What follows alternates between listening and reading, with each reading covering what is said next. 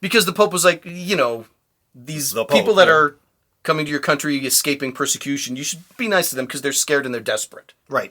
Don't just treat them like criminals. Show some compassion to them because they're scared and they're desperate. Yeah. This loser doesn't know what he's talking about. America great and protect the southern border. So they, at the funeral today, they sat him in like the 6th row or something and he was mad.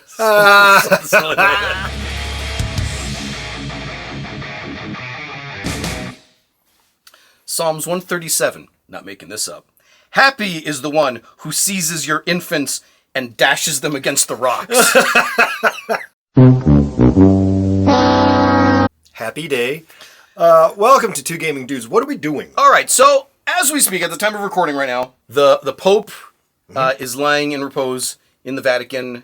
Pope Francis just passed away earlier this week, and the funeral is going on right now as we speak, as we record this. Live. Happening right now. And I thought to myself, okay, we need to honor this event somehow, and what better way to honor it than to bring up a summary of my favorite author, Christopher Hitchens, the late, great Christopher Hitchens, great philosopher, author, orator, who brought up a list of things that the Catholic Church has apologized for.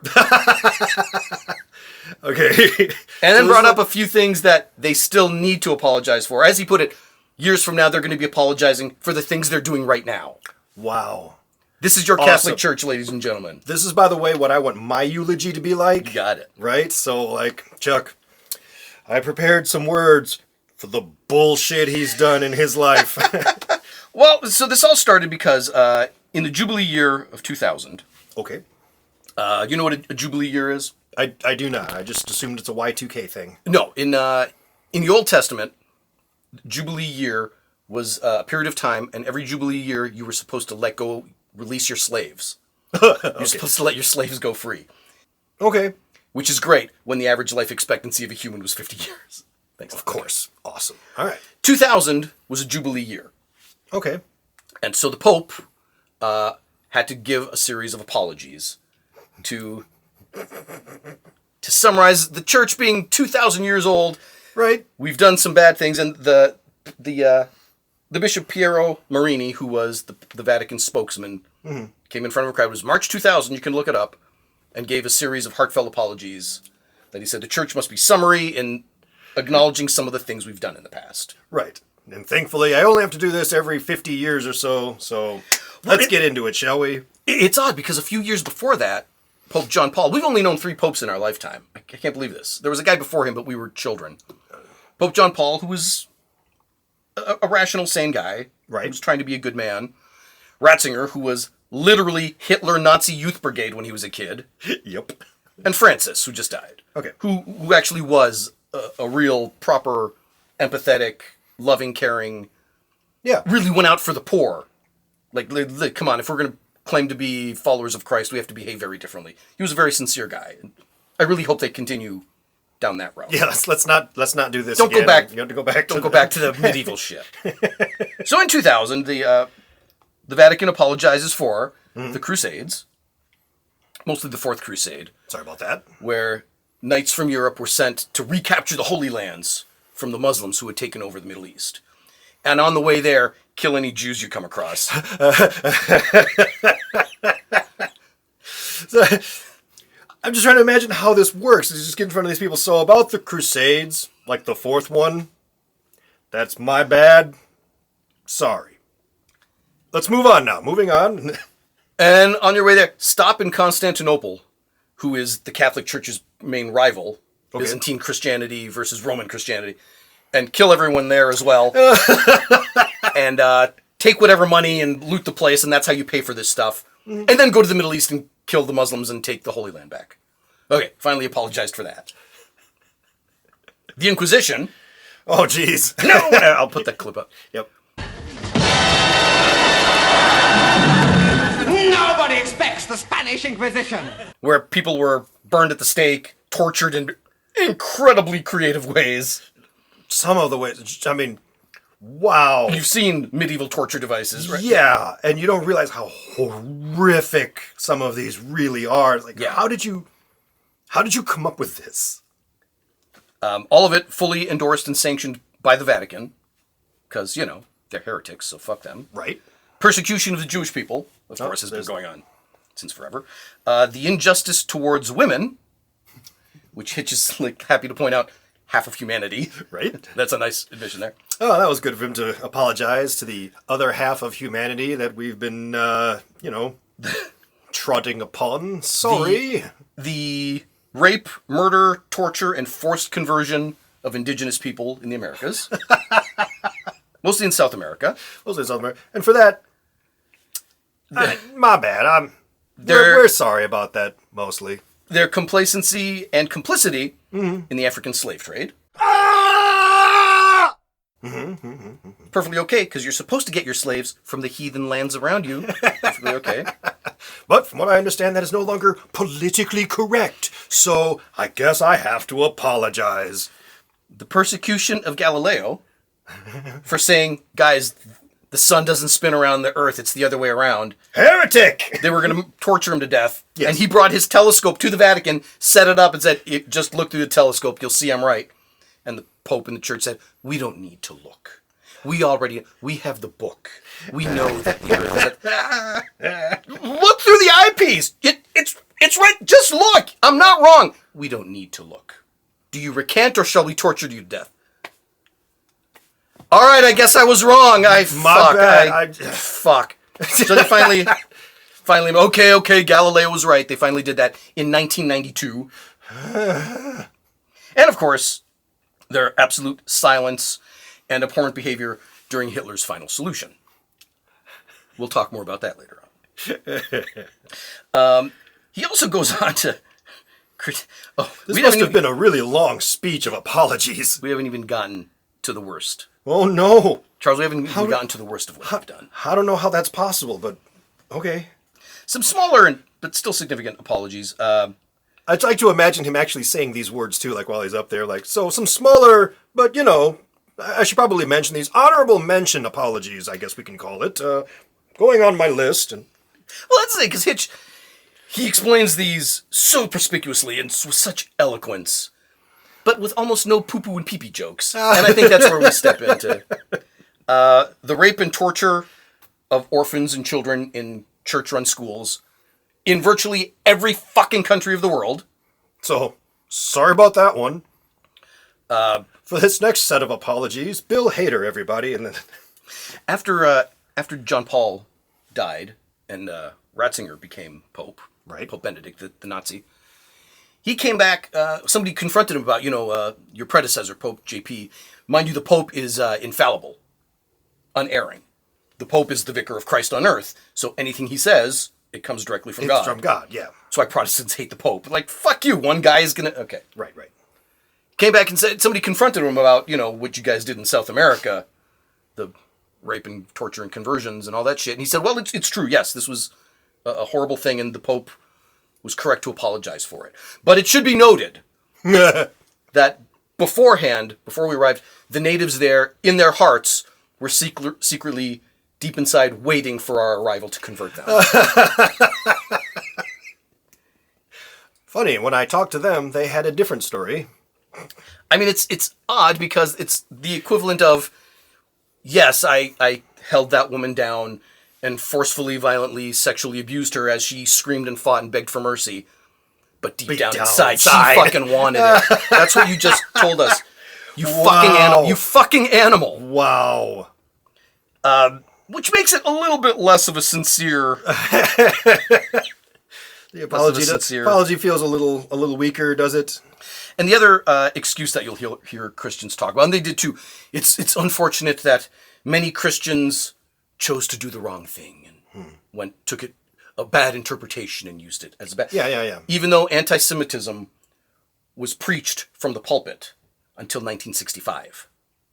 1965. Up until then, it was still church doctrine, and you'd hear it every Sunday from your priest that the Jews killed Christ. Wow. And many of them would go further and say, but there was no real Holocaust. So genocide, no. Deicide, yes. Who? Do you think maybe that had anything to do with anti-Semitism when you're preaching it from the pulpit in Austria and Poland and Germany? Come on, man, what the fuck? That might have played a part. Still, no, not a peep out of the Vatican. Have you heard about the Rwanda genocide? No. Pretty recent, just in the last 15, 20 years or so. There was a genocide in Rwanda where it was tribal fights. Okay. Rwanda is the most Catholic country in Africa. Okay. Possibly it's a small population, so it wasn't hard to convert everyone, but one of the most Catholic countries on earth. Okay. And the priests and bishops and nuns started preaching from the pulpit, on their radio stations, newspapers, that we need to go out and commit genocide against the other tribes that haven't converted to Christianity. And they did. It was called the Rwandan genocide. Holy crap. And the Vatican sat there and watched in fucking silence. Of course they did. Didn't say a peep about it. We should stop the... Wait. Okay, now apologize. He also goes on to condemn their work in Africa on the AIDS crisis, where they said, of course, yes, AIDS is an awful, horrible, terrible thing, but condoms are immoral. Killing millions of innocent Africans who never should have contracted that disease. Yeah. And then finally, let's get to the worst thing that the church has done. Oh my God, it gets worse. Okay. Well, no, you'll say, oh yeah, obviously the systemic moving around of pedophiles. Oh yeah, okay. We know of, at least for sure, for decades. Clearly, it was going on for centuries before this.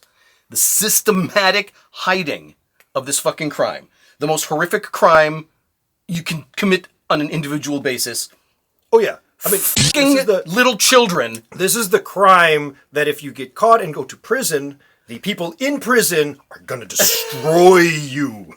And not only did they just cover it up, deny it, pretend it didn't happen, they perpetuate it by taking this pedophile and instead of prosecuting him, just move him to another church where he can do this shit all over again. It was only in Catholicism. There have been church sex scandals since forever. Sure. Even the fucking guy, Ted Haggard, the mega church guy, who was sanctity of traditional marriage, and on the weekends he was partying with the gay boys. Yes. And he got buzzed. That dude is a pariah. Like, get the fuck out of here. You're not welcome in here anymore. And he tried to start another church, and it never went anywhere. Nobody went in. Yeah. Now he does a podcast from his house because nobody's going to take him serious. Only in Catholicism was it covered up, not addressed, turned a blind eye, and let it continue. So much so that the cardinal in Boston, Bernard Law, finally they put an arrest warrant out for him. You know what happened? Nothing? He fled to the Vatican, where they appointed him as the Bishop of Santa Maria, and he lived out until he died in 2017. He lived out his days as a fugitive from justice. Wow. The fucking Catholic fucking Church did this. You fucking people have the audacity to tell me your fucking morality is superior to my secular humanist morality? Are you fucking insane or fucking beyond stupid? Can you be intellectually sincere for even a second? I have no words for just how incredible it is. I used to make the wisecrack when I was a kid. I don't take shit from no goddamn Protestants. Because it was funny. Right. But I understand why Martin Luther and Jan Hus in the Czech Republic was like, let's get the fuck away from these people. Let's start our own church. And they went ape shit and did their own. Sure. It devolved into the same shit eventually. As but most do. But this is some of the most evil shit that's ever happened on Earth. And it continues. It's still going. They're going to pick another pope. They're going to continue doing everything that they've always done. This tradition hasn't stopped. Bernard Law, while he was a fugitive, was part of the conclave, the 130 cardinals that get to elect the next vicar of Christ on earth. Not only did he was allowed to vote on who's going to be the next pope. Yes. What the fuck, man? How's anyone going to take this seriously? I wonder how many people anymore take it seriously. I mean, this right here, you look at the people right in this crowd, I have to imagine 100 years ago this would have been packed. 50 years ago this would have been shoulder to shoulder. Look at it now. Well, no, it has grown. There's 1.5 billion Catholics in the world. Mm-hmm. With a B. It's a lot. The Catholic Church, along with the Mormon Church, by the way, are two of the wealthiest organizations on earth. Mm-hmm. I think the Vatican, it's estimated, because you'll never know, property, art, real estate, they're worth about $15 billion. Makes about sense. you're going to talk about helping the poor when you're sitting on $15 billion Yes. in precious art, treasure, all this shit. Who takes you seriously? Who takes you seriously? I don't know. I don't understand the people who look at this and really do think that these are the rays and lights of God himself appointing these people, and who follows this shit? Naive rubes and people that have been indoctrinated, or people that are intentionally doing this shit because it benefits them financially. Those are the only That people one I believe for sure. the only ones. No sane, rational person that's ever read the Bible. It wasn't watching TV or somebody getting sick and I blame God and I'm leaving the church that made me leave this. No. It was deep Bible study that got me going, what the fuck is this? Like the deeper you get into it, the more you actually read it and understand it, the more you're like, what am I reading?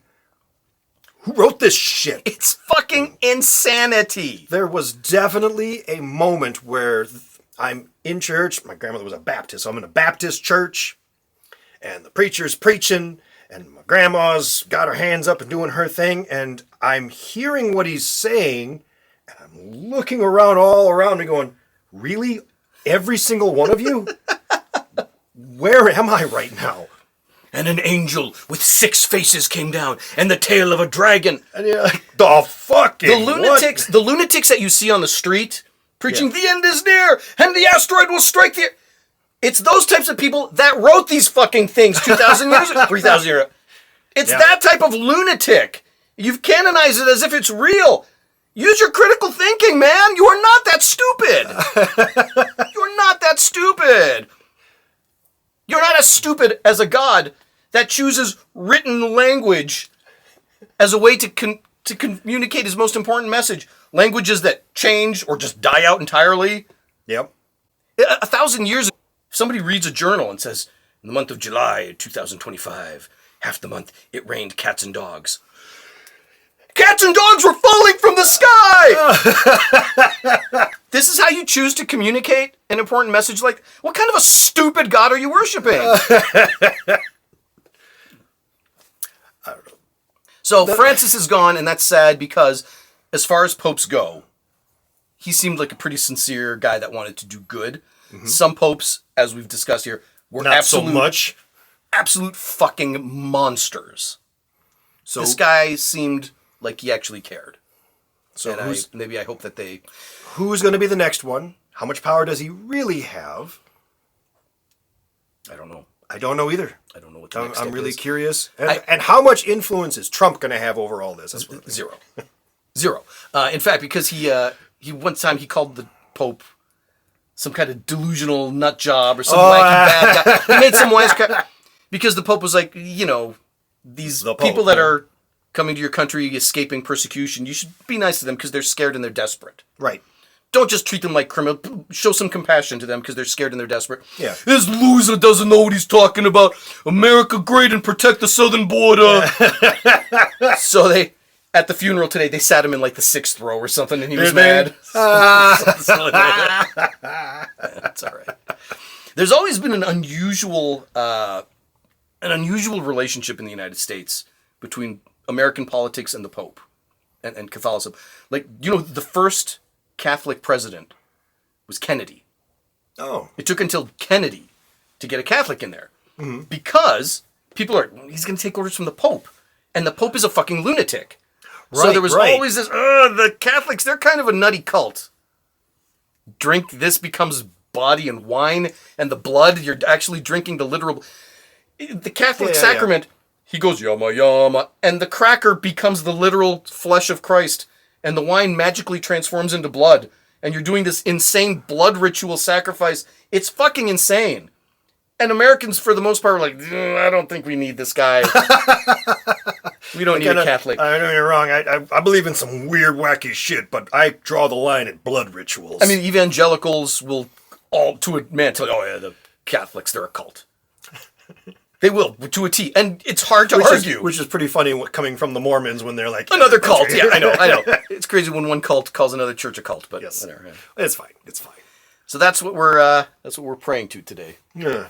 Well, You'll have to let us know in the comments if you're following along with this, and if you want to hear Hitchens give the speech, the full speech, I'll link it or something. You really should. If you find it, link it in the description. The way he people might be describes interested it, in that. the way he describes it is so beautiful. It's great. I mean, he's a poet. Sure. And it makes you think. It sounds like you're saying something very sincere. Did you just say something about slaves? What? Yeah. And then, It's nuts. Awesome.